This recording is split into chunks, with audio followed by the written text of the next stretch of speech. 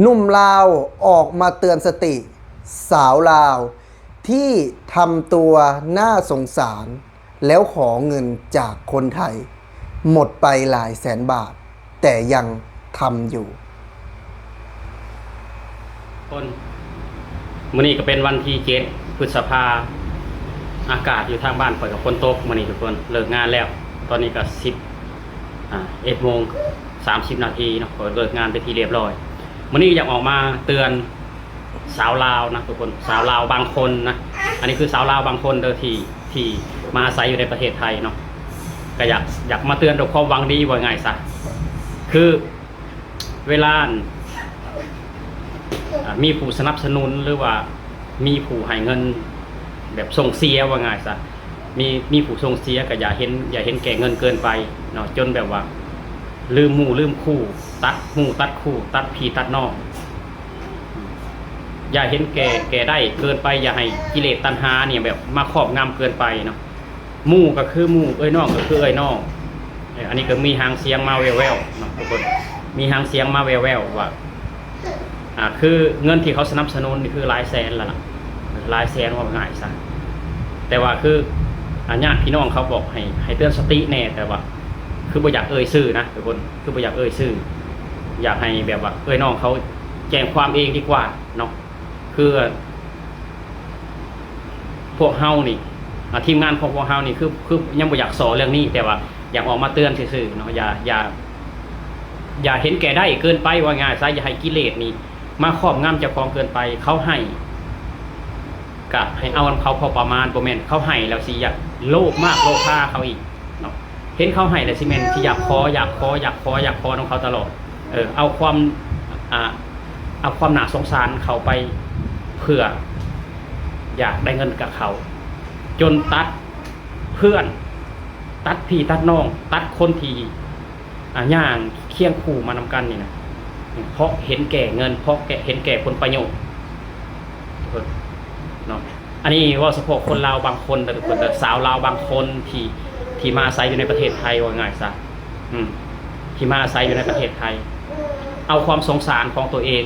เพื่อไปแลกกับเงินก้อนกับผู้ใจบุญกับคนที่อยากสนับสนุนได้เท่าได้ให้อยากได้คืออยากได้เอาสอบได้สอบอยากเอาว่าเอาพอประมาณเนาะก็คิดว่าคือเงินเขาบ่ได้หาด้วยเหือแห้งเขานะเขาให้ด้วยความสงสารเขาให้เท่าได้กับแบบว่ายกมือถ่วงหัวแล้วก็ขอบคุณเขาแล้วเอาพอประมาณอย่าไปอยากได้เท่าใดได้รถแล้วอยากได้ที่แล้วอยากได้บ้านแล้วอยากได้ทุนการศึกษาบ่เอาเลยนะบ่เอาคือสิ่งที่ออกมาเว้านี่นะคือญาติพี่น้องเขาเนี่ยเขาฮู้จักแหละเขาบอกว่าเฮ็ดคลิปเตือนสติให้แน่เฮ็ดคลิปเตือนสติให้แน่ถ้าว่าเขาอยากแจ้งความมันก็สิยังบ่ถึงขั้นนั้นนะติดตามตอนต่อไปว่าเขาสิเฮ็ดจังได๋ทุกคนเขาสิเฮ็ดจังได๋เอ้ยน้องเขาขนาดลูกหลานเขาขนาดอันนี้คือออกมาเตือนชาวลาวเฮาเอาก็อย่าเอาเกินไปเอาพอประมาณเขาให้เท่าใดก็เอาสำนั้นสมมุติว่าเขาให้1,000,000ก็อย่าไปเอาบัด1,000,000เอา200,000ก็พอบ่เป็นเขาให้เท่าใดก็เอาสำนั้นแต่ก็เอาความสงสารไปบอกเขาว่าเงินจำนวนนี้มันบ่พอเฮ็ดหันเฮ็ดนี่คนเฮามันบ่มีเมืองพอดอกเนาะถ้าว่าอยากเอาของคนอื่นนะบ่มีเมืองพอรวยสำใดก็อยากรวยสำใดก็อยากรวยแต่เฮาให้เฮาคิดว่าเฮาพอประมาณเขาให้เฮาสำนี้เฮาก็ยกมือถือโพสาธุแล้วให้บุญคำนำสู่ให้อายุมั่นขวัญยืนให้มีความสุขตลอดไปแต่อันนี้คือเจ้าเอาความสงสารของเจ้านี่ไปยื่นให้เขาเบิ่งว่านี่ข่อยมีความสงสารข่อยมีการบ่พอเฮ็ดหันเฮ็ดนี่ได้นี่จะต้องให้ข่อยเพิ่มอีกซั่นซี่บ่ได้ทุกคนบ่ได้คือเฮาฮู้อยู่แล้วว่าการ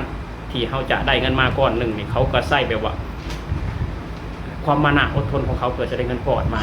แต่เฮาบ่ได้ใช้ความมานะอดทนแต่เอาความสงสารสิไปแลกเอาเงินก้อนเข้ามามันก็น่าเห็นใจเขาเนาะอันนี้ก็อยากฝากบอกไว้คืออันนี้คือคร่าวๆก่อนนะทุกคนคือคร่าวๆก่อนก็รอติดตามตอนต่อไปว่ามันสิไปฮอดขั้นใดมันจะไปฮอดขั้นใดคอยก็ได้นำแบบคนลาวคนหนึ่งเนาะที่มาอาศัยอยู่ในประเทศไทยแล้วก็ได้ยินข่าวจากเขานะเขาบอกให้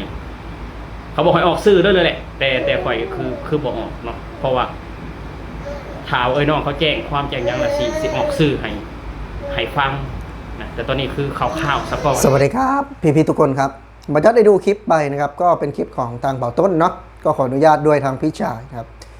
ซึ่งจากดูนะครับเนื้อหาคลิปก็มีคนลาวนะครับที่โทรมาหาเขาทักมาหาเขาพูดคุยกับเขาว่ามีสาวลาวท่านหนึ่งนะครับแต่เขาไม่ได้เอ่ยชื่อนะครับซึ่งทางญาติเองก็ให้เอ่ยชื่อแต่ว่าคือเขาไม่เอ่ยชื่อให้ตักเตือนไปก่อนนะครับเผื่อหากว่ามีการแจ้งความหรือว่าดำเนินคดีต่างๆก็อาจจะหนักกว่านี้เดี๋ยวเขาจะมาพูดถึง EP ต่อไปซึ่งบรรยัตเองก็ฝากเตือนเหมือนกันนะครับสำหรับพี่น้องสปปลาวเนาะโดยเฉพาะสาวลาวที่อาจจะทำตัวน่ารักแล้วก็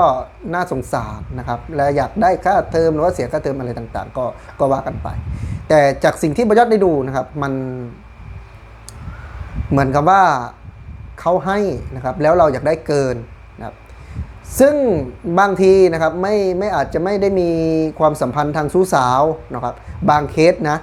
ครับไม่ได้มีสัมพันธ์ทางชู้สาวแต่เห็นดูและสงสารก็ให้เป็น100,000-200,000 บาทก็ให้นะครับแต่สุดท้ายนะครับเราก็รู้กันดีว่าเงินนะครับที่ได้มาแบบง่ายๆเราอย่าเหลิงจนเกินไปนะครับบางคนนะครับได้มาเยอะนะครับผลตอบแทนมันก็อาจจะเสียหายเยอะซึ่งแน่นอนครับผู้หญิงนะครับส่วนมากก็คือจะได้เปรียบในด้านนี้นะซึ่งผู้ชายแน่นอนว่าหน้าตาไม่หล่อเหลานะครับไม่ห้างดังหมายเพิ่นก็บ่มาสนใจนะครับแต่สำหรับสาวลาวนี่ก็เป็นผู้งามนะครับหน้าตาน่ารักสัก25ลงมาเนี่ยก็ยังผู้ดีอ้อจ้อยังผู้ดีงามๆเนาะผู้ดีน่ารักจังซี่นะก็อาจจะมีผู้เฒ่าผู้แก่เพิ่นมาเอ็นดูสงสารนะครับซึ่งในการที่แต่ละคนนะครับเมตตาสงสารไม่ใช่เรื่องแปลกแต่ว่าคือการที่เขาเมตตาสงสารซึ่งมองคุณเป็นลูกหรือว่าเป็นน้องกันแล้วแต่มอบเงินให้แล้วนะครับให้เงินแล้วก็อยากได้เยอะมากเกินไปนะครับเพราะว่าในการที่เขากว่าจะได้แน่นอนว่าเขาอาจจะทำธุรกิจนะครับมีธุรกิจเป็นของเจ้าของนะครับเป็นของตัวเองแต่อย่างน้อยก็กว่าเขาจะได้เนาะเงินหลักแสนก็ใช้เวลานานพอสมควรแหละปัจจุบันแต่นี่คือมีบ้านมีรถแล้วมีที่แล้วก็อยากได้อีกมันก็เกินไปนะครับเพราะฉะนั้นฝากเตือนนะครับน้องๆที่กำลังใบใสน่ารักนะครับนะแน่นอนว่าการหาเงินนะครับของแต่ละคนก็แล้วแต่นะครับแต่สำหรับบยอดแล้วสิ่งที่มันดีที่สุดนะครับสิ่งที่เราน่าจะโอเคมากที่สุดนั่นก็คือความเข้าใจนะครับนะความเข้าใจให้มีสตินะครับให้มีเขาเรียกว่าความมุ่งมั่นนะครับในการหาเงินมากกว่าพึ่งตัวเองจะเป็นสิ่งที่ดีที่สุดแต่ถ้าวันไหนก็แล้วแต่ที่เราพึ่งคนอื่นโดยเฉพาะเงินแบบนี้นะครับวันไหนที่เขาไม่ให้เราก็ไม่มีกินแต่ถ้าเราพึ่งตัวเองเราพึ่งพาเจ้าของนะครับมันจะยาวๆอยู่ได้ตลอดชีวิตของพวกเรานะครับเพราะฉะนั้นคนน้องๆนะครับที่เข้ามากรุงเทพใหม่หรือว่าอาจจะนางหน้าตาสวยๆนะครับที่หลอกเอาเงินนะครับผู้บ่าวไทยก็อย่านะครับไม่ว่าจะเป็นผู้บ่าวหรือว่าคนเอ็นดูอะไรก็แล้วแต่แหละนะครับนะแต่สุดท้ายแล้วมันก็คือผลเสียสำหรับคนลาวหลายๆคนนะครับที่